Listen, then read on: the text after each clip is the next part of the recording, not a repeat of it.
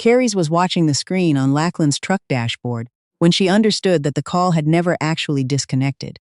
His name was still there, Boyd, with the call timer counting upward, and Lachlan was standing 10 meters away at the pump, his back to her, talking. They were somewhere outside Truro on the Trans-Canada, halfway to Cape Breton, halfway to meeting his parents for the first time. He had stopped for gas, and she had stayed in the truck, and when his phone rang, he had answered it on the way out of the door without thinking. The Bluetooth was still on. Every word he said came through the speakers above her head. At first, Carys listened without concern. She watched a crow pick at something near the garbage bins. She adjusted the strap of her seatbelt. Then Lachlan said something and she stopped moving. Outside, Lachlan glanced back at the truck. He saw the call timer on the dash through the windshield. His hand dropped from the nozzle. He ended the call and walked back toward the gas station. When he returned, he brought 2 cups of coffee. He set hers in the cup holder and didn't look at her. "Ready?" he said. Carys reached over and closed the navigation app. The screen went back to the main menu. "Don't take me to your parents," she said. Lachlan's hand was on the gear shift. "Take me to the water," she said. "I want to see the ocean." He pulled out of the gas station without asking why. He didn't know yet how much she'd heard. She didn't tell him. She looked out the window and watched the exit signs go past, and somewhere behind her ribs, she had already made her decision. Lachlan had found her in the community garden on a Saturday morning in late May, 6 weeks earlier.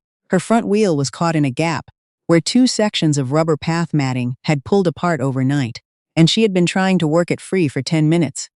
Before she gave up and just sat there, annoyed, watching a pair of chickadees in the cedar hedge. "Can I?" he started. "Yes," she said, before he could finish. He crouched down and looked at the wheel without touching it, which she appreciated. He asked her which direction she wanted to go. She told him. He pressed the matting back into place with his knee while she reversed, and the wheel came free. "Thank you," she said. "Those mats shift every spring." He straightened up.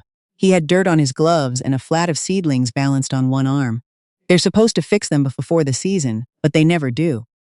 "I know. I've been coming here for 2 months, and it's always something." He said his name. She gave him hers. He went back to the raised beds at the far end, and she went back to the herb section, and that was that. He was there the next Saturday, and the one after that. They started talking more by accident than intention, about which tomato varieties were actually worth growing in Nova Scotia, about the strange light that came off the harbour in June when the fog lifted late. He never asked what had happened to her. She noticed that. Lachlan worked for a marine conservation group in Halifax, doing outreach and funding applications. Not the glamorous side of the work, he said, but the part that kept the boats in the water. He lived in a second-floor apartment with a difficult staircase.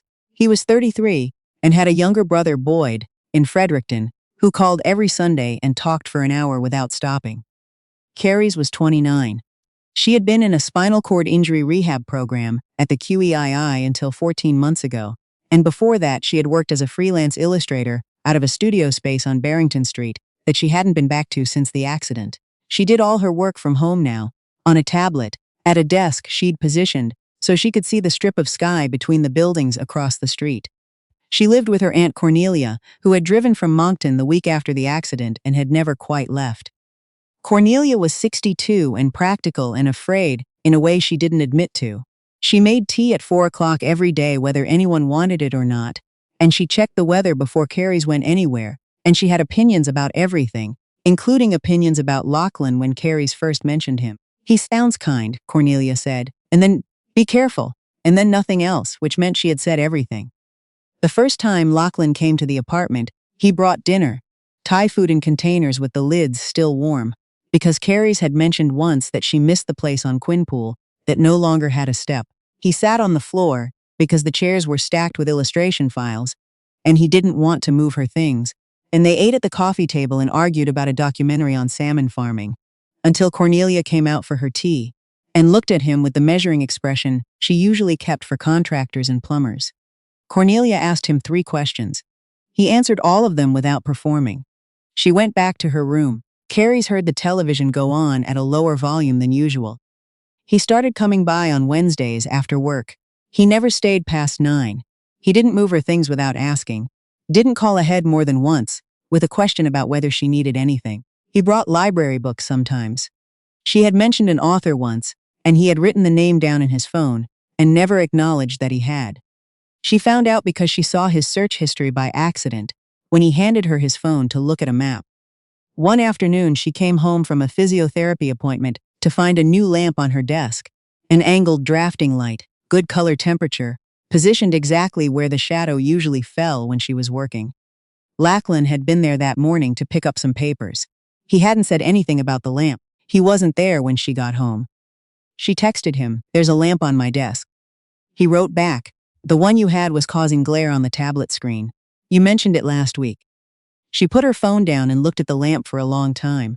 It was such a small thing. She had said it once, in passing, while showing him a file. She had not expected anyone to do anything about it. On the bookshelf beside her desk, her old sketchbook sat where it had always sat, a fat, cloth-bound thing, full of drawings she'd made before the accident. Coastal scenes mostly. Tidal flats, fishing boats, the underside of the McDonald Bridge. She hadn't opened it since she came home from rehab. One evening in July, when the apartment was hot and they had the windows open, Lachlan asked her, out of nowhere, if there were things she'd been wanting to do that she hadn't been able to. Carys thought about it seriously before answering. "I want to sit at a real table in a restaurant by the waterfront," she said. "Not takeout. A table, with menus, and someone bringing things out." She had not been to a restaurant in over a year. Most places still weren't accessible. "I want to go to Moncton and actually see the tidal bore. I've lived in the Maritimes my whole life and I always said I'd go." She paused, "And I want to draw again. Outside. With an actual pencil." Lachlan didn't say any of those things sounded difficult. He also didn't say they sounded easy. "Which one do you want first?" he said. She told him the restaurant. He spent 3 days quietly researching accessible waterfront dining in Halifax before he asked her, one afternoon, if she was free Saturday. She had been free every Saturday for 14 months. They both knew that. The restaurant was on the boardwalk, level entrance, enough space between the tables. Lachlan had called ahead. They gave her a table by the window without anyone making a point of it. She ordered a glass of white wine and a bowl of chowder and watched the container ships in the harbor and felt like herself for the first time in so long it almost hurt. The bill came and she put her card down before he could reach for his. He didn't argue. She liked that. They became a couple sometime in August, in the way that things become official when they've actually been true for a while. Cornelia made a sound when Carys told her. Not a negative sound exactly, but the sound of someone holding something carefully. "He's a good person," Cornelia said. "I know he is. Good people still leave." Carys didn't say anything to that. Lachlan didn't move in, but he was there most evenings and every weekend. He learned quickly which doors she needed opened before she reached them, which surfaces were hers, how to step back without hovering. He drove her to 4 physiotherapy appointments before his schedule shifted, and he started sending her by taxi, and he felt bad about it in a way she had to talk him out of. In September, he was offered a 4-month placement with a conservation project in Vancouver. It was the kind of opportunity that didn't come twice. Field work, team leadership, real weight to it. A colleague mentioned it to Carys at a fundraiser, congratulating her on being so understanding. Carys smiled and said thank you. In the car on the way home, she asked Lachlan about Vancouver. He was quiet for too long before he answered. "I turned it down," he said. "When?" 3 weeks ago. She looked at him. Streetlights came and went across his face. "Why didn't you tell me?" "Because I knew what you'd say." "You mean you knew I'd tell you to go?" "Carys, you made that decision for both of us," she said, "and you didn't even ask me." He said he had done what he had to do. She said that was exactly the problem. They didn't speak about it again that night. And they were careful with each other for a week afterward. The way you are careful around something that hasn't finished breaking. October was full of small things that accumulated the way small things do. He missed a Saturday trip to the farmer's market she had been looking forward to. A work call ran long. He was sorry. He forgot to pick up a prescription she'd asked him about the week before, and she had to arrange it herself. He came home tired almost every night, and she could see it wearing on him. And she didn't say anything because she didn't know what to say. Her birthday was in November. She made her own dinner and bought a small cake from the bakery on the corner and set it on the table with 2 plates. He texted at 4 to say he might be a bit late, At 7, she texted him. At 9, she put one plate away and wrapped the cake. He came in after 10 with snow on his coat and the specific expression of someone who has only just remembered what day it was. She told him it was fine. She didn't cry. That was the part that frightened her. Not that she was angry, but that she was so quiet. She had learned, in 14 months of hospitals and rehab, and coming home to a smaller life than the one she'd left, how to absorb disappointment without making noise. She was not sure anymore that was a skill worth having. In December, she fell in the bathroom. She transferred wrong. Her arm placement was off, and the grab bar wasn't where she expected. And she went down sideways, landing half against the wall and half on the tile floor. She couldn't get herself up. Her phone was on the kitchen table. She called out twice, but Cornelia was at the pharmacy. She lay on the floor and looked at the ceiling and waited. Cornelia found her 40 minutes later and helped her back into her chair. Her shoulder ached for a week, and she had a bruise along her hip that turned yellow at the edges. Lachlan came over that evening. He walked through the apartment when he arrived and started moving things without asking. Her phone to a different surface, the small table near the door, the position of the grab bar itself.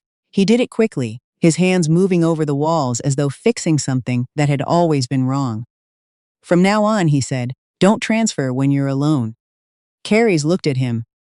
You leave at 7 and come back at 6, she said. What are you suggesting? I just mean. You mean I should wait 11 hours before I use the bathroom? That's not what I said.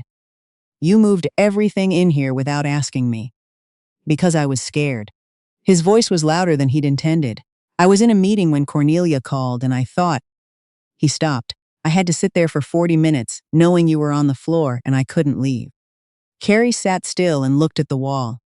I know, she said. I'm not blaming you. Then, what are you doing? He didn't have an answer. He put his hands on the edge of the counter and looked at his reflection for a moment.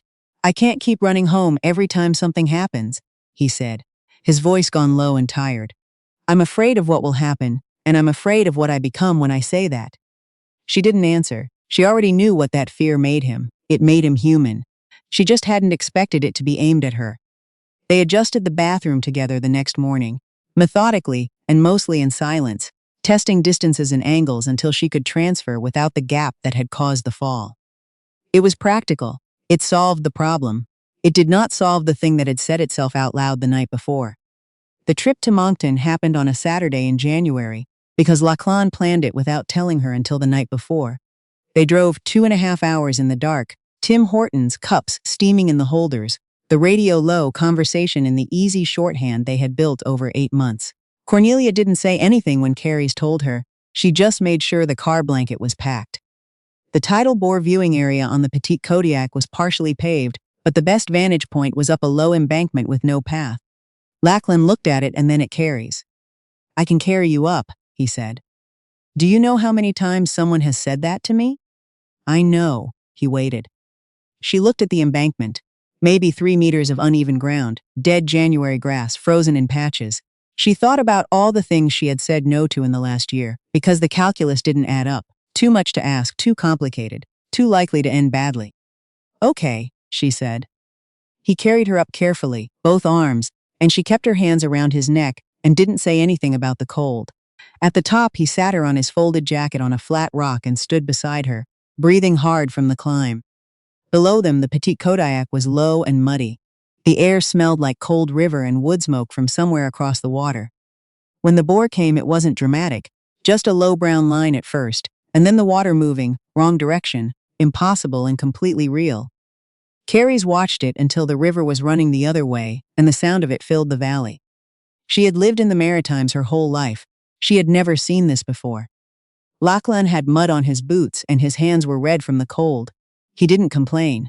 He sat beside her until she said she was ready, and then he carried her back down the same way he'd brought her up.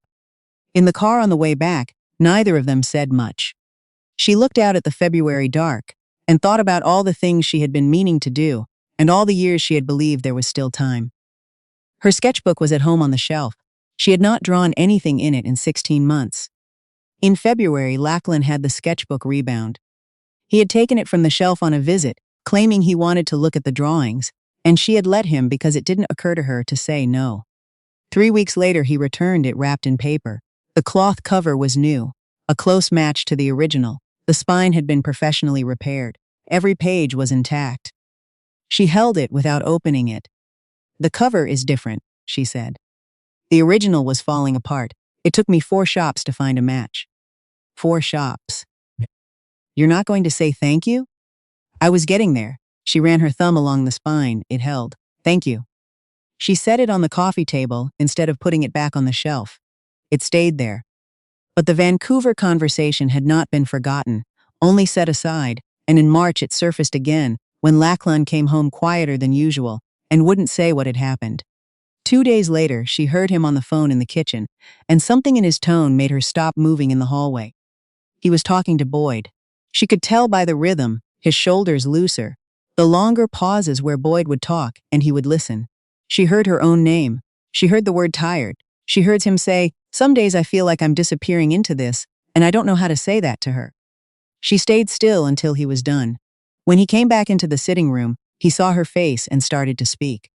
She said, "How long have you felt like that?" The conversation was quiet and honest and not enough. He told her about the fear, not of her, but of getting it wrong, of staying and starting to resent, of leaving and becoming someone he didn't want to be. She told him she would have gone to Vancouver. She told him she could have arranged things. He said he had been afraid to ask. She said that was exactly the problem, and they both already knew it. That night, she put the sketchbook in her bag. In April, Lachlan said he wanted her to meet his parents. He had been mentioning it since January, and one morning, he said he'd like to do it soon, that he wanted to be serious about things. She watched him while he said it. He was looking at his coffee cup. "All right," she said, "I'll go." He planned everything: the accessible rental, the route through Antigonish, a hotel in Baddeck with a roll-in shower. His parents installed a temporary ramp over their front step the week before. She packed a small bag the night before. She put the sketchbook in it. They left Halifax early on a Saturday. By the time they reached Truro, she was watching the blossoming trees along the highway and thinking about nothing in particular when Lachlan pulled off for gas. His phone rang before he could look at it. He answered it and stepped out of the truck. The Bluetooth was still connected. She could see the call timer on the screen. She didn't move. Boyd was asking about the trip, and then Lachlan, his voice lower now but still coming through clearly. "I love her, Boyd. That's not the question." A pause. Boyd's voice indistinct, and then Lachlan again. "I don't know if I can do this for the rest of my life. Every place we go, I'm doing a calculation. I'm always 3 steps ahead, thinking about what she'll need, what could go wrong, whether I'll be enough. I love her, and I'm exhausted, and I'm afraid to tell her, because I don't know how you say that to someone without it sounding like you're calling them a burden." Outside, Lachlan glanced back at the truck. He saw the display. The call ended. He went into the gas station. He came back with coffee. He didn't look at her. "Ready?" he said. Carys closed the navigation app. "Take me to the ocean," she said. He didn't ask why. He found an exit near Antigonish and drove the rest of the way without speaking. The shore road was rough and the parking area was gravel. He got the wheelchair out without being asked. He pushed her to where the ground leveled near the water, and then he stopped and stood back. The Atlantic was gray-green and enormous. The wind was cold enough that her eyes watered almost immediately. She sat at the edge where the dry sand met the wet and looked at it for a long time. After a while, she reached into her bag and took out the sketchbook. She held it out to him. He looked at it before he took it. "You've been disappearing," she said, "and you didn't tell me. So the debt built up somewhere I couldn't see it. And now neither of us can say clearly what we owe each other or why." She looked at the water. "I don't want you to stay because you're afraid to leave.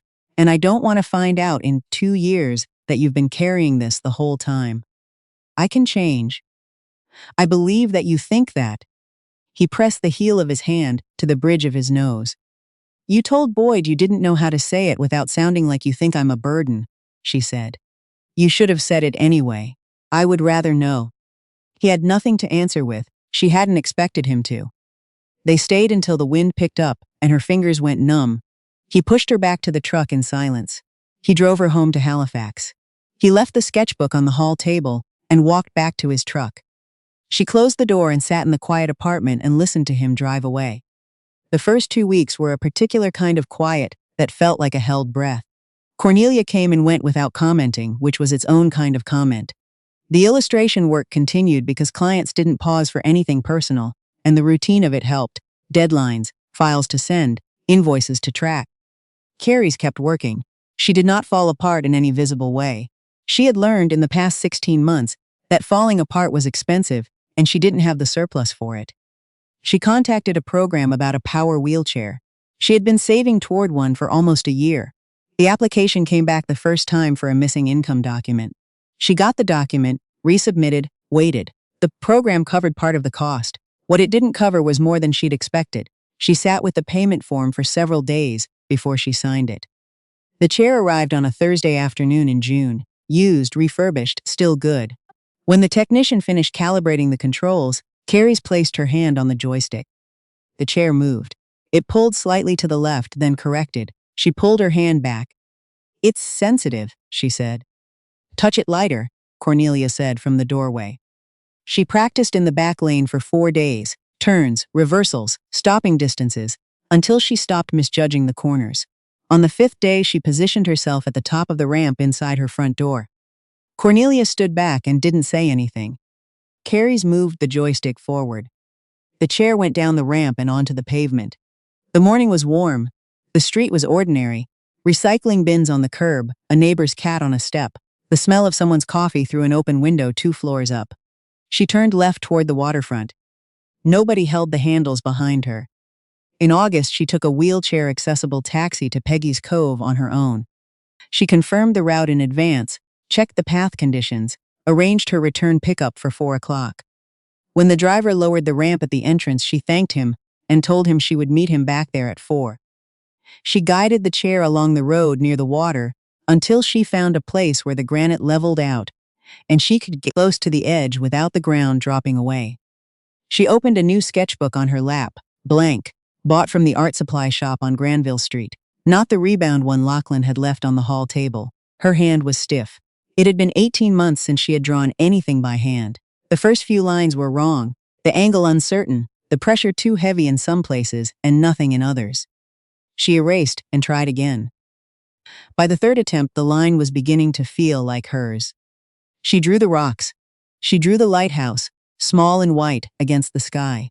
She drew the Atlantic the way she remembered it from April, when she had first looked at it as though it were something she might actually belong to.